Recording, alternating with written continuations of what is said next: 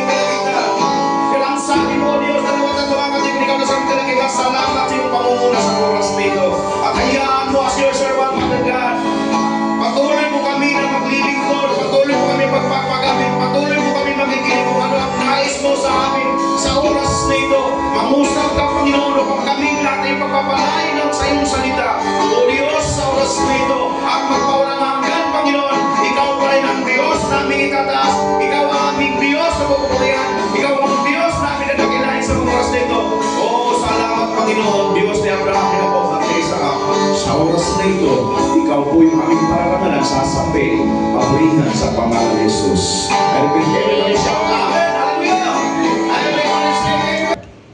Okay, so magpapalagay Magbabasa po ako ng maiksing talata dito po sa Colossians chapter 3 verse 12. Tayo po muna sa madaling tumayo. Pagbibigay galang sa kanya pong salita natin pong pagbubulay-bulayan sa hapong ito. Colossians chapter 3 verse 12. Kaya nga, dahil kayo'y hiniram ng Diyos, minamahal niya at pinili para sa Kanya. Dapat kayong maging mahabagin, mabait, mapagpakumbaba, mahinahon, at mapagtiis. Ang Diyos po ang magpuri sa Kanyang ang Diyos po ang magpala sa Kanyang banal na salita at sa atin pong pagpupulay-bulayan sa hapong ito. Praise God. Pwede po kayo makaupo. Last ilang araw, no, doon tayo po ay sineselebrate po natin yung Christmas party. O sino po ba yung mga nakatanggap na hindi angkop para sa Kanya? Okay, yung lahat po ba masaya? Amen! Okay, lahat po tayo masaya, no? Kasi yung Christmas ay sineselebrate po natin yung karawan ng ating Panginoon. Although, hindi natin alam eksaktong 25. Pero yung sabi ka sa Lucas, yung Luke, sabi doon yung great tidings of joy. Buong mundo po yun. No? Ang sabi doon.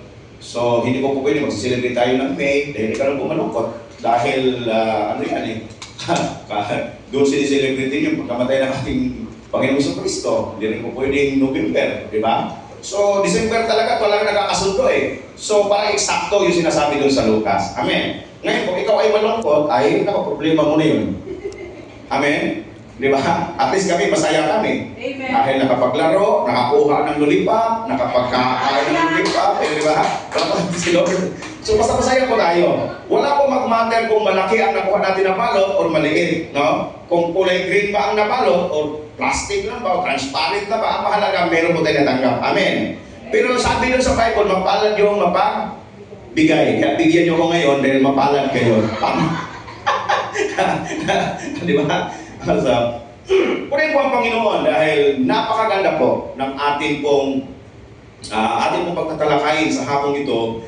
Dahil ang isang taon po ay meron pong 365 days, no? 12 months and 365 days sa standard. Ang leap year kasi is 366. Tama? Okay? Pero every 4 years lang po yun mangyayari. And sa isang linggo, sa isang buwan, sa isang taon, meron pong 52 weeks na tayo pong mararanasan sa trabaho po natin. 52 Sundays in 1 year. Hello? Amen. Kaya ito, pang 52. Pero kung nag-start po tayo ng Saturday or Sunday sa taon, halimbawa, January 1, Sunday, o di kaya Saturday. So, magiging 53 Sunday siya. Okay? Pero hindi ko alam kung kailan nag-start yung Sunday natin last 2025. Okay? So, meron po tayong 52 plus 1. Okay? Ngayon, kung papasok naman tayo sa leap year, ay 52 plus 2. Araw po yun. Okay? Pero ang Sunday po niyan ay 53. Okay. Para maliwanag po sa atin lahat, at meron po tayong 8,760 hours sa loob ng isang taon. 24/7. Ang isang 24 isang araw and 7 days isang week. Okay? At saka meron naman tayong 525,600 na minutes. Dami, no? Bali, Pastor, bakit kasama yung minuto? Mga kapatid, sa isang taon, 525,600 yung pinting ng puso mo. Hello? Subukan nyo, di ba yung mga nurse? Ito mga nurse dito? Wala? Doktor, nurse. Di ba pag nagaganon tayo din, binibilang. Ito. Di ba yung pulse? Di ba? Yung pulso. Kung mabilis yun, may over na yun, doon na yun. Di ba? Kasi ang normal talaga yung halos isang segundo, isang pump, isang pump yan, isang pump. So, meaning to say, meron tayong 525,600 na pintig ng puso in 1 year. Hello? Praise God, no? Huminga daw kayo, huminga. Huminga. Kapatid, makapagpasalamat ba tayo sa Panginoon? Hindi. Hello? Makapagpasalamat. Amen. Kaya nga sa loob ng isang taon, na meron kang 525,600 na hininga, na naranasan mo minuto-minuto. Malaking bagay. Malaki na yung bagay na natanggap natin na isang pagpapala sa Diyos na may dahilan talaga tayo na makapagpasalamat sa Diyos dahil nakakabot tayo ng 1 year. Amen? Hallelujah! 52 Sundays. Lord, ilang beses kaya ako naka-absent? 52 lang pala yun. Maliit. Kunti lang pala yung Panginoon. Bilangin nyo. 52 talaga yun. Complete attendance ba tayo sa Panginoon? Hello? Pero siyempre sa atin naman, may mga trabaho. Case-to-case basis kahit may isang pinalawang may pinto yan eh. May isang nagsisimba at saka yung may isang hindi nagsisimba. Yung isa, hindi nagsimba ng linggo, nanguhuli ng isda. Pero isda ulam eh. Yung isa naman nagsisimba, pero habang nagsisimba, pero yung isip niya, nandoon sa kasama niya na nanguhuli ng isda. Yung isa naman, nanguhuli ng isda, yung iniisip niya na nagsisimba. Isang worship nila ngayon. Alam ko, itong oras na, talagang nag-hallelujah na yun sila. Nagpe-praise na yun. Yung isip niya, nagsisimba. Yung nasa loob ng simbahan, yung isip niya, nandoon sa nanguhuli ng isda. Sa palagay niyo. Sino kaya ang tama sa dalawa? Di ba? Hello? Tayo ng mga anak ng Diyos. Kahit busy tayo sa trabaho natin. Kasi hindi po pa sa tiyong natin eh. Di ba? May mga emergency, tinatawagan tayo. Pero doon sa trabaho natin, nakapag-isip natin yung mga responsibility natin. Tama? Usher tayo. Tayo ba dyan yung tamburin ba tayo? Worship leaders ba tayo? Mga instrumentalist ba tayo? Tayo man ang may hawak ng pera. Pero yung heart natin, nandito, pero pag wala tayo sa Panginoon, hindi natin maisip. Amen? Ano isipin natin? Naintindihan mo din.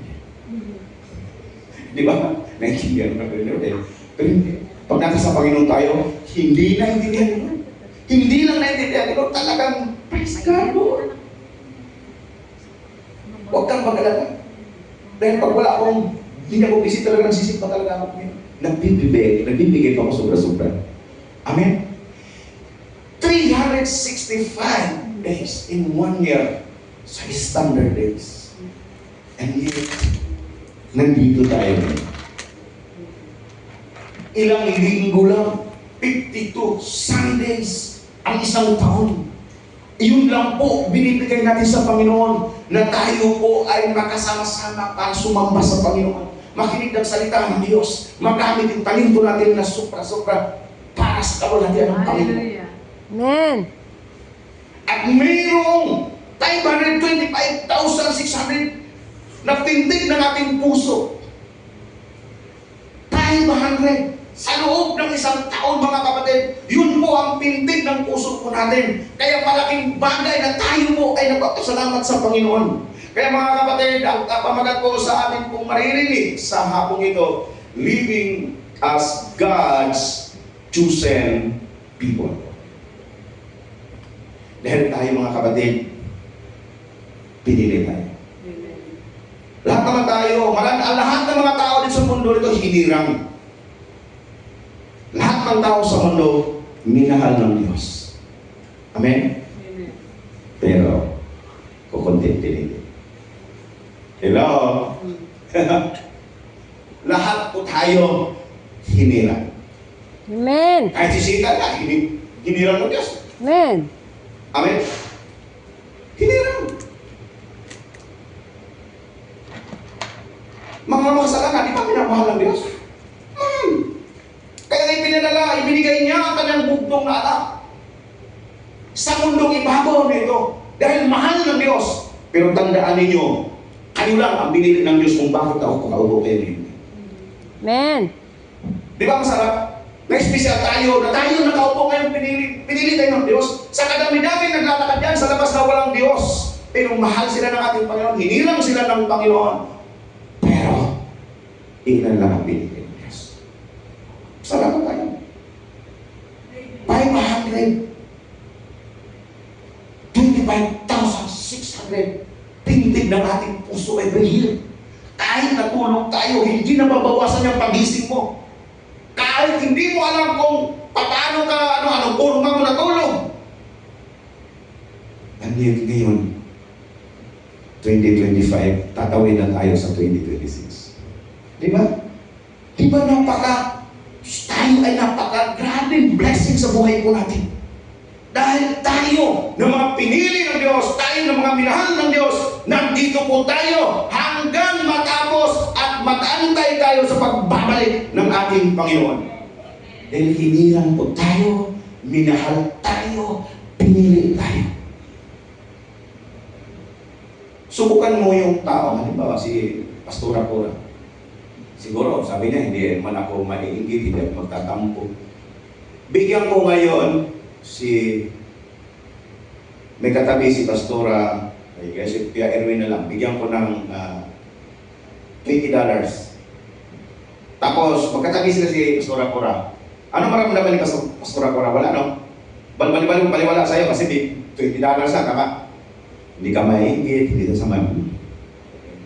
Mas malaki, bibigyan ni Lord sa amin dyan. Tama? Tama? Wala sa sama nung talaga eh. Wala sa sama talaga. At hindi ka maiinggit. Bakit ko binigay si Erwin? Binili ko siya. Sampo lang ng Pastora. Bigyan ko si Erwin ng 1 million katabi ni Pastora Cora. I receive, Pastor. Thank you. Ano ang mararamdaman ni Pastora Cora? Medyo, teka. Pastor, medyo ibang usapan na yan. Kitang-kita talaga na lang. Talaga naman.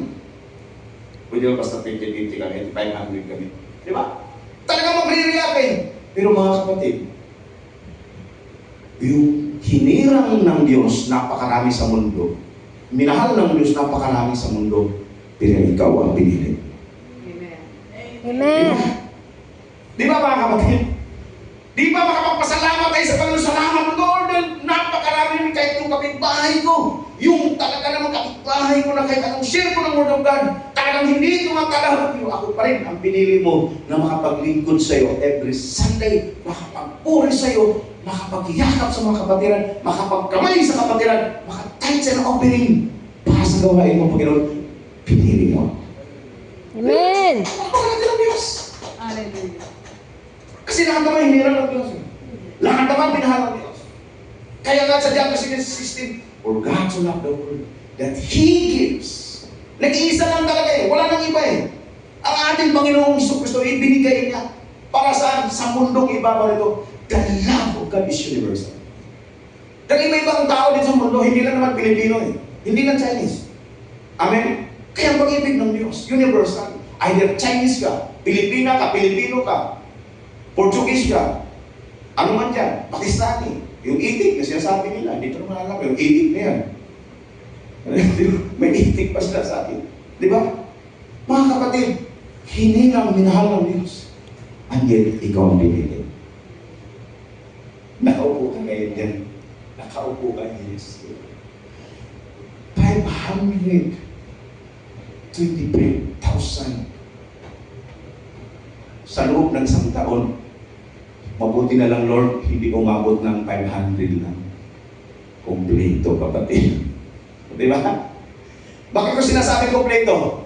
Dahil bawat minuto, dahil yung isang oras, o ang isang araw, 24 hours. Bakit 500? Mga kapatid, 500, 25,600. Kasi yun po talaga ang isang tao na heartbeat natin. Ang walang kulang. Ganun katapat, ganun kamakapangyarihan, ganun tayo kamahal ng Diyos na hindi nagkulang yung heartbeat natin. What if nagkulang ang heartbeat natin sa loob ng isang taon? At taon-taon nagkulang, mga kapatid. Anong mangyayari sa buhay natin? Hello? Malamang, nasa ICU po tayo. Pero praise God, nandiyan kami nakaupo. Na panghuling Sunday, pagpapasalamat sa Panginoon dahil tayo ay pinili ng Diyos. And 1 Corinthians, 1 Thessalonica chapter 5 verse 18. At magpasalamat kayo sa Diyos sa lahat ng pagkakataon sapagkat ito ang kalooban ng Diyos para sa inyo sa inyong pakikipag-isa kay Kristo Jesus.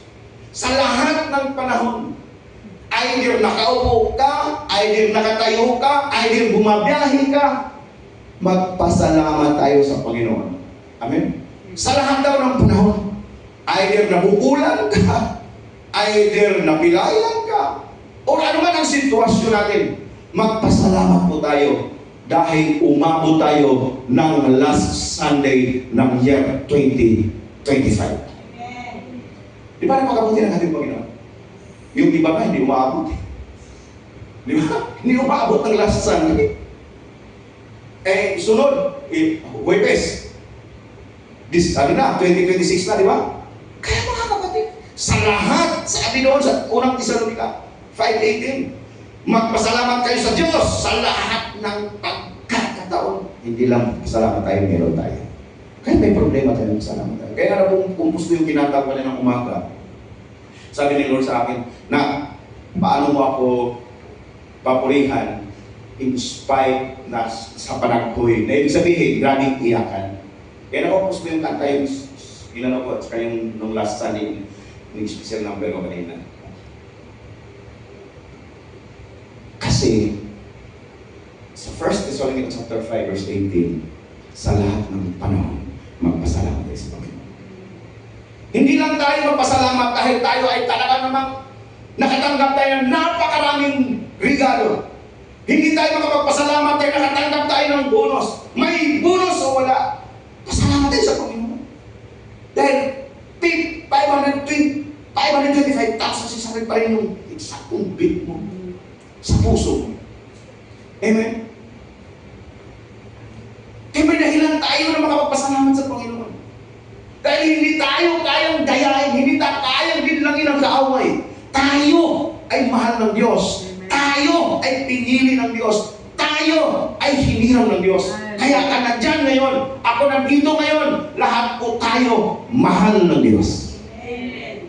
Grabe, hindi pwedeng bayaran ng milyon. Kaya nga mga kapatid, kahit ang ating Diyos, pinili na doon sa sabsaban may panganak, di bali siya maghirap, huwag lang tayo maghirap. Di bali siya makaangkin ng sobrang sakit, huwag lang tayo makaranas ng sakit. Amen? Kami mga negosyante, mga risk-taker po kami. Anong risk-taker? Pag maliliit pa yung mga bata, talaga namang dinadanas namin halos magkapasma-pasma, walang kain-kain, para lang kumita. Yung tubo mo, hindi mo pwedeng kainin. Amen? Amen. Baka sa pagdating ng sunod buwan, malaki ang tubo mo, pero wala ka ng puhunan. Di ba? Ganoon di ba? Kasi kain ka ng kain. Oo, yung malaki yung kinikita mo yun. Pagdating ng isang buwan, yung puhunan mo 100,000. Pagdating ng isang buwan, tumubo ka ng 50,000, pero wala ka ng puhunan. O wala, natalo ka na ng 50,000. Kaya kami mga negosyante, talaga naman, tinitiis namin yan. Di bali maghirap kami, kaysa yung mga anak namin ang maghirap. Di bali wala kaming magandang tulugan, at least yung mga anak namin magandang tulugan. Hello? Di ba pumunta kayo dito? Dahil pumunta, iniisip natin para sa pamilya natin. Di bali maghirap kami dito, di bali sigawan kami, di bali pagalitan kami. Huwag lang ang mga anak namin masigawan, matadyakan, mamura, titiisin namin para sa kanila. Di ba? Amen. Hello? Amen. Ito totoo. Ang Diyos natin, inako niya sa krus ng Kalbaryo, inalimura. Pinainom ng babae, tinusok, tinadyakan, kinutya. Bakit? Para ang paghirap na hindi na natin maranasan. Amen.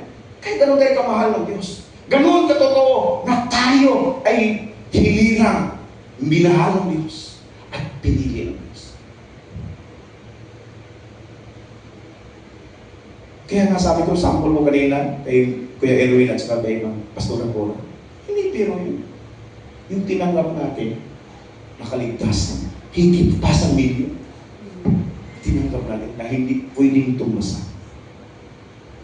Kahit anong yaman natin, hindi ang yaman ang pwedeng matumbasan para makapagkaroon ng kaligtasan ng isang tao. No? Pero magpasalamat tayo. Mahal tayo ng Diyos. Hinirang tayo ng Diyos. Pinili ka ng Diyos. Sa Psalms 90 verse 12, dahil ito'y buhay naming maikli lang na panahon, itanim sa isip namin upang kami ay dumuno. Mga kapatid, ang buhay natin talaga maiksi lang. According to the book of Psalms 90 verse 12. Maiksi na talaga ang buhay natin. Huwag natin sayangin. Amen. Ibigay natin yung pinaka-the best sa Panginoon. Kasi pag tayo ay mga pinagpala, pinili ka kapatid, minahal ka kapatid, ang buhay natin maiksi. Kaya walang dahilan na hindi tayo makapagpasalamat sa Panginoon in the whole year. Hindi lang doon sa birthday po natin, makapagpasalamat tayo. No? Buwan ng December, panganakan natin Panginoon. Inalan, binigay niya. Pinili niya sa sapsapan. As a gift, pinigay ng Diyos. As a gift sa atin. Yung kaligtasan. Ginawa yan ng ating Panginoon Jesus. Kaya ang buhay po natin, napaka-excited lang. Sabi dito sa Psalms 90 verse 1. Kasi kung mahaba pa mga kapatid ngayon, sabi ng Bible, hindi na pahabain kasi pagpahabain pa ng Diyos, baka wala nang maliligtas. Amen. Hello? Pahiligsiin ng Diyos ang buhay po natin.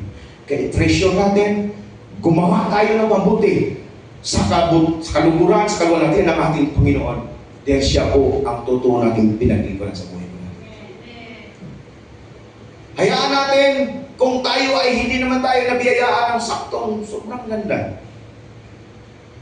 Siguro mga dalaga pa kayo, mga bata pa kayo, mga mata ka naman, wala naman nakita hindi maganda dito. Amen. Iyo. Di ba? Wala makita eh. Pero siyempre, dahil medyo nagkaedad na, talaga naman minsan, yung mga noon natin, hinahabol na yung kansa. Di ba? Amen. Ang hindi lang hinahabol nito si Kuya Erwin. Kaya naman, gusto ni Kuya Erwin. Siya lang yung hindi mahabol kasi bata pa eh. Di ba?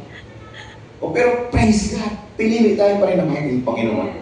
Kaya napakabuti ko ng ating Panginoon. Sabi niya sa Colossians chapter 3 verse 17, at anuman ang inyong sasabihin o gagawin, gawin ninyong lahat sa pangalan ng Panginoong Hesus, at sa pamamagitan niya ay magpasalamat kayo sa Diyos Ama. Maganda ito mga kapatid. Dahil kung ano daw ang ating sasabihin o gagawin, gawin yung lahat sa pangalan ng ating Panginoon. Napakasarap mga kapatid na nasa ministry. Di ba? Si Mami Arlene, talaga namang testimony niya. Na-bless talaga ako, di ba? Answer ano siya eh. Pero pinagaling ng ating Panginoon. Amen. Nung bago po ako nakakilala sa Panginoon, muntik ako mag-backslide. Dahil siyempre, bago pa lang ako, hindi pa ako bautismado noon. Tumangako sa Panginoon. Parang bumalik ako ng konti ng bisyo. Na-disgrasya ako, 50-50. Ito mukha ako, hindi ako ganito, mas wapo ako noon. Ganito kinuha ito. That time, ang gasolina that time, parang 350 pesos pa lang. Ganon kamura, no? Eh, ni tatay ko, gumasto na kulang-kulang 200,000. So, ngayon, ang gasolina ngayon, 50 na. I-times ngayon, mataas-taas na rin yung 200,000 na pinitawan ng tatay ko. Wasak po ito. Na-disgrasya po ako dahil sa pagmamahal ng Panginoon, sabi niya sa Hebrew. Lahat ng anak niya na iniibig niya, may panaw talaga. Ay, sa akin yun. Pero ayaw ko lang sa inyo. Pero sa akin yun talaga eh. Kaya takot po talaga akong gumawa ng hindi maganda. Kasi may pitik talaga eh. May pitik talaga sa buhay ko. Kaya umi-street talaga ako. Kasi may pitik talaga sa buhay ko. Na-disgrasya ko 50-50 ko ako. Kung wala yung pera ng tatay ko, siya ay may pera. Ay talagang hindi na po tayo magkikita niya. Sabi nung gumaling na wala yung matahit. Dami tayo sa mukha ko, sabi, galing tumahid ng ano mo, no? Mukha mo, no? Wala, hindi halata yung dahil. Sabi ko, siguro nakapag-aral ng high-speed sewer. Amen. Kasi ito, wasak ito. Wasak ito. Ito, wasak. Dami talaga, pero pag titigan mo ako, ayaw na, huwag nyo na ako titigan, baka may love kayo. Di ba? Huwag nyo titigan. Kasi hindi talaga malata yung may tayo yung mukha ko eh. Ganun kabuti ang Diyos. Kaya mula noon, sabi ko, Lord, bigyan mo ako ng chance. Maglilingkod ako. Gusto na ako. Amen. Mga kapatid, minsan dumarating sa buhay po natin, kung saan yung minsan nakakasakit, Lord, patawarin mo ako, Lord, talaga maglilingkod na ako sa'yo. Di ba? Nagkalas naman tayo eh. Pero ngayon, mula nung sinabi ko yun, talaga naman, go straight na to talaga ako. Nag-ups and down ang buhay ko. Down, ups, talaga naman, hindi ko na sinabi sa Panginoon, Lord, payamanin mo ako, pagalingin mo ako, ano man yan, maglilingkod ako, wala na. Kasi alam ko na. Di ba? Pero sinasabi ko palagi na, Lord, alam ko naman na sa saktong oras, pabalik mo talaga sa ministry. Nakabalik mo talaga. Pagpakan natin yung Diyos. Pag ikaw hinirang, minahal ng Diyos at pinili ka ng Diyos, ang ganda ng direksyon sa buhay. Amen. Ano man ang sasabihin mo, gagawin mo. Sabi sa Colossians chapter 3 verse 17, gawin ninyo ang lahat sa pangalan ng Panginoong Hesus at sa pamamagitan niya, magpapasalamat kayo. Kaya salamat sa Panginoon. Nakarating ako rito. Salamat din sa inyo. Nakilala tayo. Yung mga coordinator natin, si Mami Arlene, manahapon ka pa eh. Si Mami Arlene. Lahat naman kayo mababait. Mababait talaga lahat ng mga hindi lang 1 o'clock eh. 9 o'clock, 11 o'clock, 1 o'clock, 3 o'clock. Lahat ng mga mababait. Diba? Amen? Amen. Alam nyo, napakabuti. Sa either sa salita po natin o sa ginagawa po natin, palagi po na tayo magpapasalamat sa Panginoon. Amen? Dahil meron lang po tayong 365 days or 360 days. 366 days sa year. Yearly na binibigay ng Diyos sa buhay mo natin. Di ba mga kapatid na pagkaganda? Na tayo na nagmamahalan, tayo nagre-respetuhan, tayo mga kapatid ay nagbibigayan, tayo ay tumatanggap, tayo mga kapatid ay nagpapakumbaba, tayo ay sumusunod sa kalooban ng Panginoon. In Philippians chapter 4 verse 8, sabi dito, bilang pagtatapos, mga kapatid, dapat maging laman ng inyong isip ang mga bagay na karapat-dapat, kapuri-puri, mga bagay na totoo, marangal, matuwid, malinis, kaibig-ibig, at kagalang-galang. Hallelujah. Are you with me? Amen. Napakasarap mga kapatid. Sabi din sa Philippians chapter 4 verse 8. Dahil dapat maging laman ng ating isip yung mga karapat-dapat, yung mga kapuri-puri sa Panginoon. Amen? Hindi yung mga bagay na hindi kapuri-puri at hindi karapat-dapat. Lahat naman tayo may iniisip. Lahat po tayo may isip. Hello? Amen. Di ba? Pero dapat daw, karapat-dapat ang kapuri-puri. Kaya nga, sa creation pa lang, sa Genesis pa lang, tayo ay wangis. Paano tayo nanging wangis sa Panginoon? Hindi naman talaga kawangis na talagang asin mo. Dapat, hindi nga tayo magkaparehas eh. Di ba? May ilong, may mata. Ang ilong, hindi rin magkaparehas eh, talaga. Dahil sabi ng kapatid ko, kuya, yung ilong mo, kung walang butas yan, kamatis.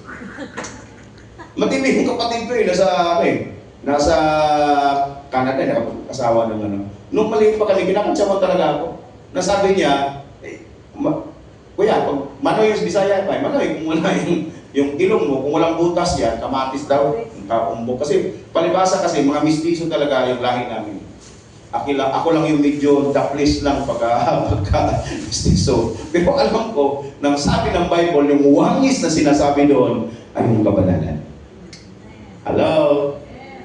Kabanalan po yung wangis na sinasabi ng Diyos. Kaya tayo mga kapatid, dapat kapuri-puri sa Panginoon. At yung number 1, sabi nyo, yung bagay na marangal.